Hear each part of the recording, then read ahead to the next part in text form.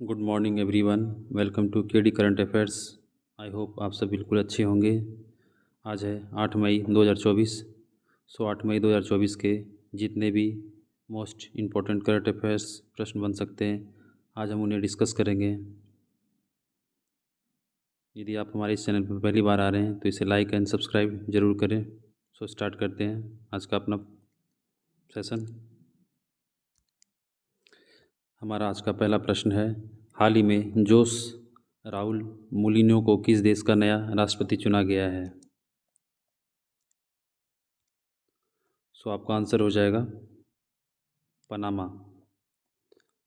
64 वर्षीय जोस राउल मूलिनो ने पनामा के राष्ट्रपति चुनाव में लगभग 35% वोटों और प्रतिद्वंदियों पर 9% की बढ़त के साथ जीत हासिल की है।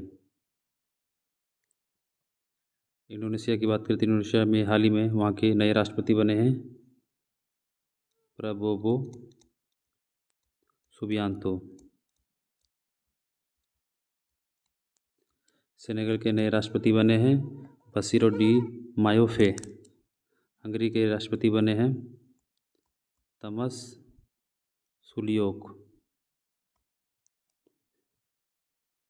पनामा की बात करें तो पनामा की राजधानी पनामा शहर है। वहाँ की मुद्रा पनामायन बालबोआ है। पनामा मध्य अमेरिका का एक सबसे दक्षिणतम देश है। यह पनामा भूडमरू पर स्थित है, जो उत्तरी अमेरिका और दक्षिणी अमेरिका के दो महाद्वीपों की धरती को एक पतले डमरू से जोड़ता है। आइए देखते हैं अपना अगला प्रश्न।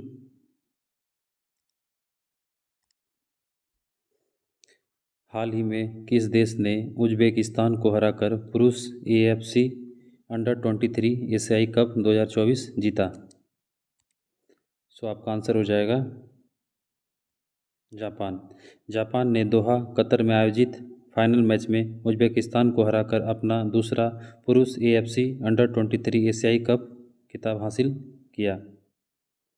चीन की बात करें तो चीन में हाल ही में विश्व तीरंदाजी विश्व कप का आयोजन किया जा रहा है। आइए देखते हैं अगला प्रश्न।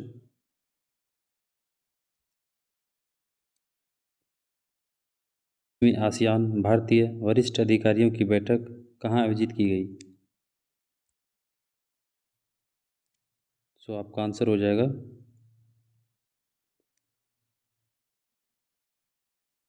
नई दिल्ली। नई दिल्ली में जयदीप मजूमदार और अल्बर्ट चुआ की सह-अध्यक्षता में 26वीं आसियान भारत वरिष्ठ अधिकारियों की बैठक में रणनीतिक सुरक्षा, आर्थिक और सामाजिक सांस्कृतिक जुड़ाव पर ध्यान केंद्रित करते हुए आसियान भारत संबंधों की एक समीक्षा की गई। उन्होंने आसियान भारत व्यापक रणनीतिक साझेदारी की मजबूत करने के लिए प्रधानमंत्रियों के 20 सूत्रीय प्रस्ताव को लागू करने पर चर्चा की है। लाओस के वियंतियाने में आगामी आसियान भारत शिखर सम्मेलन की तैयारी पर भी चर्चा की गई।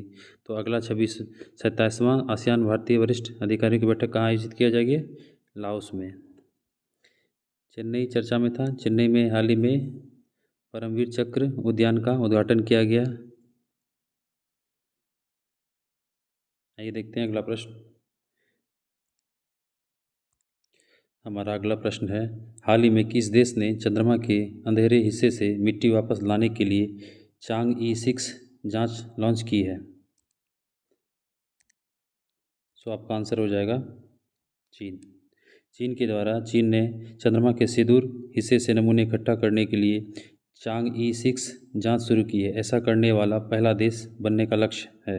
पहले केवल संयुक्त राज्य अमेरिका और USSR ने चंद्रमा नमूने एकत्र किए थे। चीन का चांग-ई 4 2019 में दूर की ओर उतरा लेकिन नमूने प्राप्त नहीं कर सका। 2023 में भारत के चंद्रयान-3 मिशन ने चंद्रमा के दक्षिणी ध्रुव के पास उतरकर पहली उपलब्धि हासिल की है। जापान की बात करते हैं। जापान ने हाल ही में नासा के साथ और जापान के जाक्सा दोनों मिलके एक लकड़ी का उपग्रह को लॉन्च करने की योजना बना रहा है। रूस ने हाल ही में P-800 ओनिक्स मिसाइल का सफल परीक्षण किया। इसके अलावा अंगारा 5A को लॉन्च किया। चीन ने हाल ही में यूनहाई 302 एक निगरानी उपग्रह को लॉन्च किया था। आइए देखते हैं अगला प्रश्न। हमारा अगला प्रश्न है, भारत हाल ही में किस अफ्रीकी देश के साथ ऊर्जा और स्थानीय मुद्रा निपटान में सहयोग बढ़ाने पर सहमत हुआ है? सो आपका आंसर हो जाएगा नाइजीरिया। भारत और नाइजीरिया द्विपक्षीय व्यापार को बढ़ाने के उद्देश्य से स्थानीय मुद्रा निपटान प्रणाली समझौते में तेजी लाने पर सहमत हुए हैं। व्यापार निपटान भारतीय रुपये और नाइजीरियाई नायरा में होगा। यह निर्णय अबुजा में दूसरे भारत नाइजीरिया संयुक्त व्यापार समिति सत्र के दौरान लिया गया है। अमरदीप सिंह भाटिया के नेतृत्व में भारतीय प्रतिनिधि मंडल में RBI, एक्जिम बैंक और NPCI के प्रतिनिधि शामिल थे। इसके पहले नामीबिया के साथ हाल ही में भारत ने UPI लिंक को लेकर एक समझौता ज्ञापन पर हस्ताक्षर हुए हैं। सेनेगल की बात करें, सेनेगल के नए राष्ट्रपति बने वहाँ बसीरो डियोमायो फे। केनिया हाल ही में चर्चा में रहा क्योंकि वहाँ एक पुरानी किंजाबे बांध को टूटने से वहाँ काफ़ी बाढ़ आ गई थी, जिससे ये चर्चा में बना था। नाइजीरिया कुछ दिन पहले न्यूज़ में था क्योंकि इन्होंने मैन 5 CA एक टीके का खोज किया है। ये एक पश्चिमी अफ्रीकी देश है। आइए देखते हैं अपना अगला प्रश्न। हमारा अगला प्रश्न है, हाल ही में खबरों में रहा भद्रा टाइगर रिजर्व किस राज्य में स्थित है? सो आपका आंसर हो जाएगा कर्नाटक। कर्नाटक के पश्चिमी घाट में स्थित भद्रा टाइगर रिजर्व में सफारी आगंतुकों में वृद्धि देखी गई है, इसलिए ये चर्चा में रहा। 1998 में भारत का 25वां टाइगर रिजर्व साइट घोषित। इस रिजर्व में हाथी और विविध जीवों के साथ साथ बाघों की एक महत्वपूर्ण आबादी रहती है। भद्रा नदी द्वारा सूखा यह सागौन और औषधीय पौधों सहित शुष्क पर्णपाती से लेकर अर्ध सदाबहार वनस्पति तक समेटे हुए हैं। कर्नाटक में अन्य बाघ अभयारण्य में जैसे बांदीपुर नागरहोल अभयारण्य, दांडेली अंशी और बिलीगिरीरंगा शामिल हैं।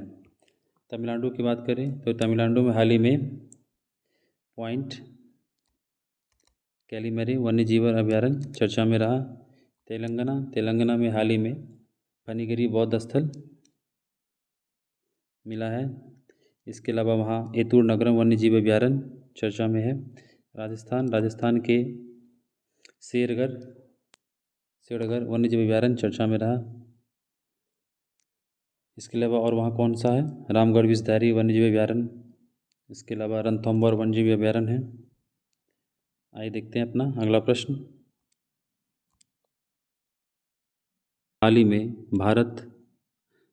में 7वीं भारत इंडोनेशिया संयुक्त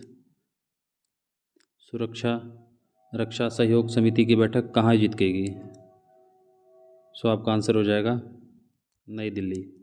भारत और इंडोनेशिया ने हाल ही में नई दिल्ली में अपनी 7वीं संयुक्त रक्षा सहयोग समिति की बैठक आयोजित की, जिसमें रक्षा उद्योग, समुद्री सुरक्षा और बहुपक्षीय सहयोग बढ़ाने पर ध्यान केंद्रित किया गया। दोनों देशों ने रक्षा सहयोग के बढ़ते दायरे पर संतोष व्यक्त किया है। बैठक में भारत फोर्ज और महिंद्रा डिफेंस जैसी कंपनियों को शामिल करते हुए रक्षा उद्योग सहयोग पर जोर दिया गया है। उन्होंने समुद्री सुरक्षा सहयोग पर जोर दिया और भारत की एक्ट ईस्ट पॉलिसी में इंडोनेशिया की भूमिका पर सहयोग डाला। सहयोग का उद्देश्य सैन्य क्षमताओं को बढ़ावा देना और आम सुरक्षा चुनौतियों का समाधान करना है। इंडोनेशिया के जकार्ता में चर्चा में रहा क्योंकि वहाँ एक माउंट राउंग ज्वालामुखी सक्रिय हो गया था। हैदराबाद अभी हाल ही में चर्चा में रहा क्योंकि वहाँ वैश्विक आध्यात्मिक सम्मेलन का आयोजन किया गया? आइए देखते हैं अगला प्रश्न। T20 विश्व कप 2024 में किस भारतीय को आईसीसी मैच रेफरी नियुक्त किया गया है? सो आपका आंसर हो जाएगा जवागल श्रीनाथ। आईसीसी ने 1 जून 2024 से अमेरिका और वेस्टइंडीज में होने वाले आगामी T20 विश्व कप के पहले दौर के लिए अंपायर और मैच रेफरी सहित 26 अधिकारियों की सूची की घोषणा की है। T20 विश्व कप में भारतीय प्रतिनिधियों में अंपायर नितिन मेनन और जयरमन मदन गोपाल के साथ ICC match referee Javagal Srinath को शामिल किया गया है। आइए आईसीसी से जुड़े इम्पोर्टेंट पॉइंट देख लेते हैं। आईसीसी का मुख्यालय दुबई यूएई में है। आईसीसी का अध्यक्ष ग्रेग बार्कले हैं। आईसीसी का सीईओ जोफ अलार्डिस हैं और आईसीसी का महाप्रबंधक वसीम खान है। आइए देखते हैं अगला प्रश्न। में मैड्रिड ओपन का खिताब किसने जीता? तो आपका आंसर हो जाएगा ईगा स्वियाटेक। ईगा स्वियाटेक ने मैड्रिड ओपन में आर्यना सबालेंका को रोमांचक 3 सेट के टाई ब्रेकर में हराकर जीत हासिल की। तो मैड्रिड ओपन में ईगा स्वियाटेक ने आर्यना सबालेंका को हराकर ये जीत अपना नाम किया है। स्वियाटेक की जीत ने उन्हें 2012 में कैरोलिन वेजनेकी के बाद 20 खिताब तक पहुंचने वाली सबसे कम उम्र की खिलाड़ी भी बन गई है। इसके अलावा कैस्पर रूड की बात करें तो कैस्पर रूड ने हाल ही में बार्सिलोना ओपन 2024 का खिताब इन्होंने जीता। किसे हराकर? स्टेफानोस सित्सिपास को हराकर। आइए देखते अगला प्रश्न। पहले स्वदेशी बम वर्षक यूएवी FWD 200B का अनावरण कहाँ किया गया? तो इसका आंसर हो जाएगा बेंगलुरु। फ्लाइंग वेज डिफेंस और एरोस्पेस टेक्नोलॉजी ने बेंगलुरु में FWD 200B लॉन्च किया, जो स्वदेशी यूएवी विनिर्माण में भारत के प्रवेश का प्रतीक है। यह मध्यम ऊंचाई, लंबी धीरज, मेल, ड्रोन निगरानी और सटीक हमलों दोनों के लिए डिज़ाइन किया गया है, जिसमें 100 किलोग्राम पेलोड है। बेंगलुरु में ही हाल ही में इसरो प्रमुख सोमनाथ के द्वारा दिगंतरा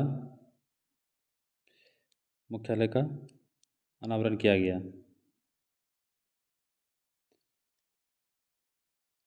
पणजी में हाल ही में नौसेना प्रमुख द्वारा वहां नौसेना अलंकरण समारोह का आयोजन किया गया। नई दिल्ली में हाल ही में भारत और इजरायल के बीच एक संयुक्त सिक्योरिटी अभ्यास किया गया। आइए देखते हैं अगला प्रश्न।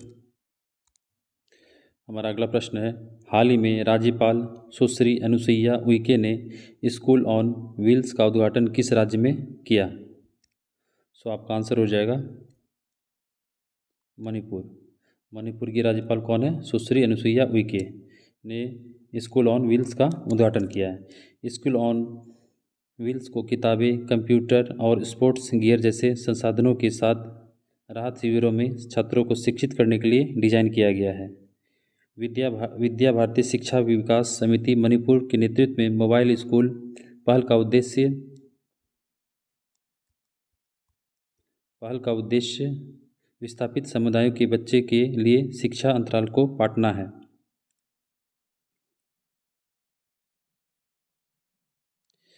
त्रिपुरा हाल ही में चर्चा में रहा, क्योंकि वहाँ के पचरा रेगनाई टेक्सटाइल को और मातावरी पेड़ा को जीआई टैग से नामित किया गया। नागालैंड में हाल ही में नॉर्थ ईस्ट का तीसरा संस्करण का खेल का आयोजन किया गया, जिसमें मणिपुर पहले स्थान पर रहा। अरुणाचल प्रदेश हाल ही में चर्चा में रहा, क्योंकि वहाँ के टेल वैली वन्यजीव अभयारण्य में एक नेप्टिस फिलियारा प्रजाति, जो कि तितली की एक प्रजाति की खोज की गई है। इसके अलावा वहाँ भारत का पहला पाम ऑयल प्रसंस्करण की पहली यूनिट लगाई गई है। इसके अलावा वहाँ हाल ही में लोंगटे उत्सव का आयोजन किया गया था। आइए देखते हैं अगला प्रश्न। गंतव्य के रूप में बढ़ावा देने के लिए पर्यटन मंत्रालय द्वारा अरेबियन ट्रैवल मार्ट 2024 में शुरू किए गए अभियान का नाम क्या है? सो आपका आंसर हो जाएगा cool summers of India. Bharat सरकार के पर्यटन मंत्रालय ने दुबई में आयोजित अरब ट्रैवल मार्च 2024 में कूल समर्स ऑफ इंडिया अभियान शुरू किया है। इस अभियान का उद्देश्य संयुक्त अरब अमीरात और व्यापक मीना, मध्य पूर्व और उत्तरी अफ्रीका क्षेत्र से पर्यटकों को आकर्षित करना है।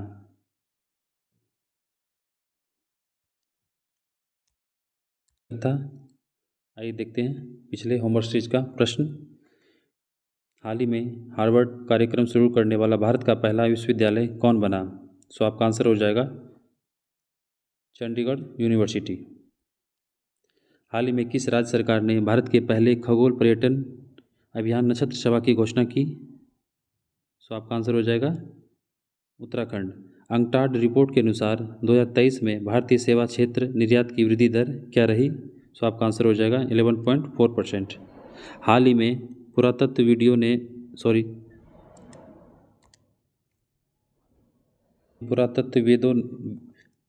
विदों द्वारा किस देश में 7000 साल पुरानी एक प्रागैतिहासिक बस्ती की खोज की गई? सो आपका आंसर हो जाएगा सर्बिया।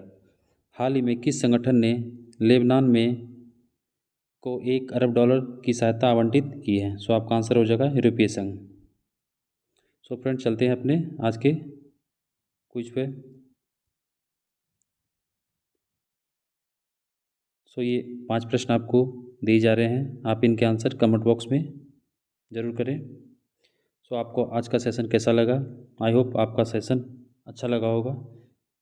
आपका जो भी क्वेरी है कमेंट बॉक्स में कमेंट ज़रूर करें। सो मिलते हैं अपने नेक्स्ट सेशन में। थैंक यू, धन्यवाद। यदि आप हमारे इस चैनल पे पहली बार आ रहे हैं तो इस चैनल को लाइक एंड सब्सक्राइब ज़रूर करें। थैंक यू, धन्यवाद।